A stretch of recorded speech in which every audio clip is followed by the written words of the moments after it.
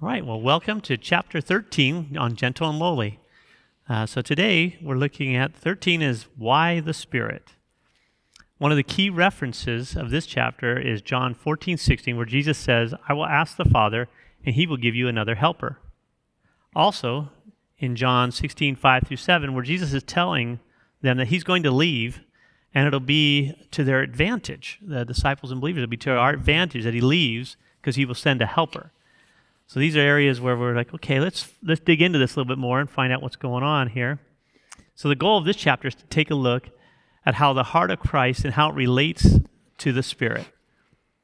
At the beginning, Mr. Ortland goes over some of the things that the Spirit does. He gives kind of a list for us there. It says it regenerates, convicts, empowers, testifies in our hearts that we are God's, leads us, makes us fruitful, enables us to kill sin, intercedes when we don't know even how to pray, guides us into truth, and transforms us in the image of Christ. These are true, and they can give us kind of a sense of how much we really need the Spirit's help daily. However, the focus of this chapter is on how the Spirit causes us to actually feel Christ's heart towards us. So let's dive into our discussion. So today I have Jeff and Mark, and we're going to be just kind of looking at this chapter and kind of digging into it. So one of the things that Mr. Ortland said is that the Spirit needed to come. Why was that an advantage over Christ just staying longer? Yeah, well, because the Spirit is with anybody, anywhere. So right now, if it was just Christ physically on earth, and that's the only way you could experience Christ's close personal presence was to be with him, then we'd have to fly to Israel, to hang out with Jesus and hear from him. Wait in line. What's that? It'd be a pretty good line. Yeah, there'd be a big line. And right now, we couldn't. I don't, with right? COVID and everything. So it'd be terrible. But the way it is right now is right here in this room, God's Spirit is with us. Christ is personally indwelling each one of us. And so we can have him anywhere, but also the intensity of his nearness. He is indwelling us. He's filling us. So that's one reason or a couple of reasons it's great. Yeah, I've thought about this a lot in the past, and it does seem easier to just have direct access to Jesus in the flesh in front of me rather than the Spirit who doesn't respond audibly most of the time. It's like, I'd rather have Jesus, but Jesus said it would be better for us to have the Spirit. And so there's at least an amount of faith in that. So Jesus is telling us the Spirit is better, and so I guess part of it is let's just trust what Jesus says. Mm-hmm. Yeah. Very good. So how would you say the Holy Spirit connects us to Christ? And you kind of started covering that, how it actually is the connection for us. Yeah. What other connections are there through the Holy Spirit to Christ's heart? Yeah, there's a lot. One way I think about, like the list, Todd, that you read earlier that's on 121 and 122 is super helpful. Mm-hmm. In seeing all the things the Spirit does and how many of these things I tend to think I can do on my own, which is not true. We need the Spirit in all kinds of ways. It helps us see our own deficiency. But yeah, one thing that the Spirit does that I think is so helpful is he takes truth that we maybe read or hear, and it's operating kind of in an information level in our brain, and the Spirit helps connect it to our heart, which helps us to believe Jesus' message in our life, right? And so, yeah, he takes truth and makes it like matter in me, and he helps me to believe that Jesus really is the best, mm-hmm. and his ways are really the best ways. Right. So the Spirit is the Spirit of Christ, mm-hmm. and so he is Christ with us. So when Jesus says, "I will not leave you," I'm with you always, even to the end of the age. He has come to us and with us through and in the Spirit of God. And I think of Ephesians 3 as how he connects us to Christ is just like what Jeff said about how he intensifies and helps us to experience the realities of Christ for us. So Ephesians 3 Paul prays in verse 16 that according to the riches of his glory, he may grant you to be strengthened with power through his Spirit in your inner being. So the prayer is that we would experience power through God's Spirit in our inner being so that Christ may dwell in your hearts through faith, that you being rooted and grounded in love may have strength to comprehend with all the saints what is the breadth and length and height and depth, and to know the love of Christ that surpasses knowledge, that you may be filled with all the fullness of God. And so we need God's Spirit in order to experience Christ dwelling with us. That's an experiential Christ at home in my heart thing. And for us to be able to experience the height and depth and breadth and length of the love of Christ, which surpasses knowledge. And so the Spirit brings those things home to us. Yeah. I think of like in Romans where it says that God has, who has given us his Spirit, has poured out his love into our hearts. I love that imagery of as he pours the Spirit, he pours out his love, and we can. It's an experiential knowledge that the Spirit makes possible in a way that just reading about when Jesus was physically on earth wouldn't be possible. Yeah, there's we are really good at understanding physical things. So all of our senses, like my eyesight sees physical things, my nose smells, but the Spirit gets us in touch and connected to Jesus in this spiritual realm, which we have really no ability to do. And Dane in the book talks about how the Spirit basically takes a recipe and he gives us taste. So you imagine taking your wife to dinner and they serve like a piece of paper that says, "This is the great meal." It's not tasty, but the Spirit makes it like able to be tasted and delicious. Yeah. It's good. So how do we know that the Holy Spirit is at work within us? Do we have any examples? Do you guys have any examples from your life where you've felt or experienced, or you've been able to look back at it and say, I know that was something that the Holy Spirit was doing through me, and showed that connection either in heart or action, or somehow you saw that come out in your experience? Yeah. So I think some different ways that we can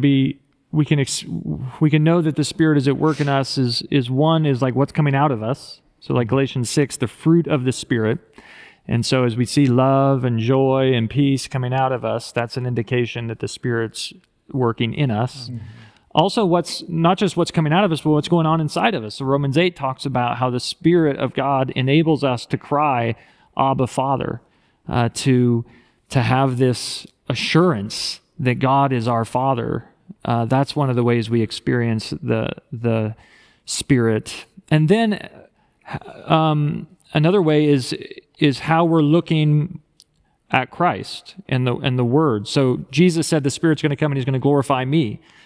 G.I. Packer calls this the spotlight ministry of the Holy Spirit, where if he's at work, he is magnifying Jesus. Mm-hmm. And so the more Jesus looks amazing to me, the more I'm drawn to Jesus, the more I want to be like Jesus, the more I'm worshiping Jesus, there's pretty good chance that that's the Spirit working in me to work a lot of that stuff out.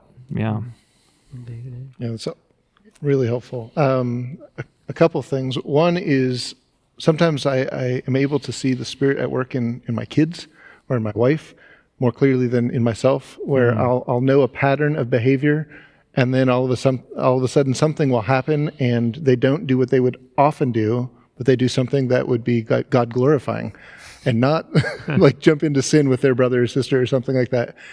And I'm just like, whoa, where did that come from? That was not you.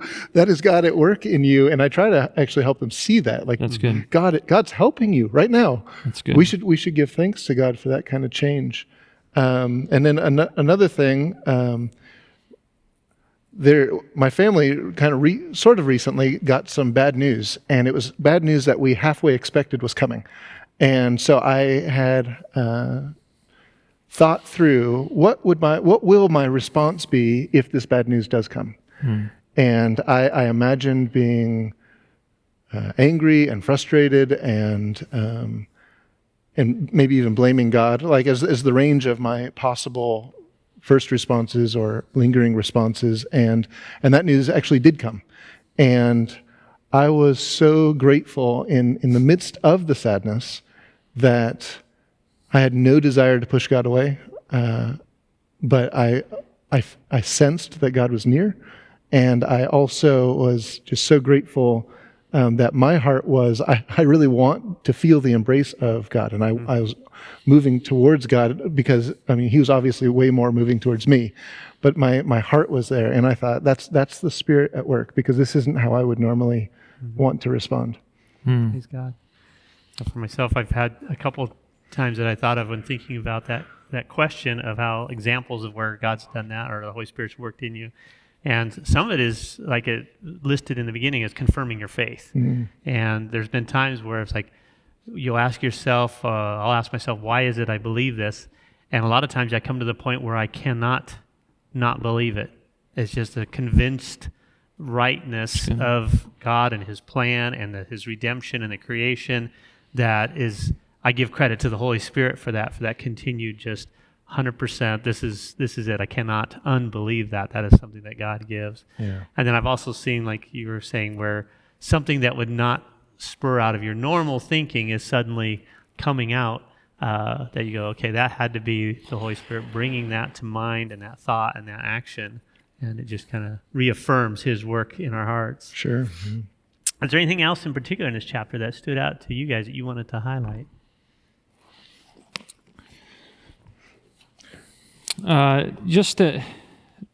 This quote: the Spirit makes the heart of Christ real to us, not just heard but seen, not just seen but felt, not just felt but enjoyed. And this, we want to not just have like head Christianity, we want to experience God. We want to see God. We want to enjoy God. And and I think that's some of how I've experienced the Spirit over the years, is times where I had been throwing questions at God and doubts at God for quite a while, and then in a moment, usually associated with the Word, sometimes listening to a message, God just fills me with his peace and his joy and confirms his Word. And it's, I'm reading his Word like I always am, but it's just the Spirit is taking his Word and God is speaking to me in such powerful, assuring ways. And it feels like Jesus putting his arm around me and saying, hey, I never left you. I'm with you. Now you're going to have to walk a lot of this journey by faith, but I'm giving you these moments where you just feel me so close. Remember this. Now keep going. And that's been so helpful. Very good. That's good. Well, thank you. And I've really enjoyed this chapter as well. And a lot of it was the idea of head knowledge versus heart knowing. And so thank you for being with us. I was trying to put this, he gave several good analogies in that book and its chapter here about how to do that, how to feel the Son versus describing the Son. And one that I thought of, probably because of having children and then now seeing Trevin, having a new one on the way, is the idea of like when you as a father, you don't carry that baby inside of you, and you're reading about it, you're studying about it, you're seeing your wife go through changes, and there's this contact, and there's this desire, and this love, and there's this understanding that's starting to come, but it has nothing compared to when you get to hold that child for the first time. And so I kind of looked at that as we had another analogy of what the Holy Spirit's job does to us. So we have the Bible, we have the Word, we have Christians, we have a lot of ways that we can try and get to know God, but it's through his Holy Spirit coming in us that activates that true understanding of his love for us and our ability then to love him back well. So enjoy this chapter and enjoy your small groups. Thank you.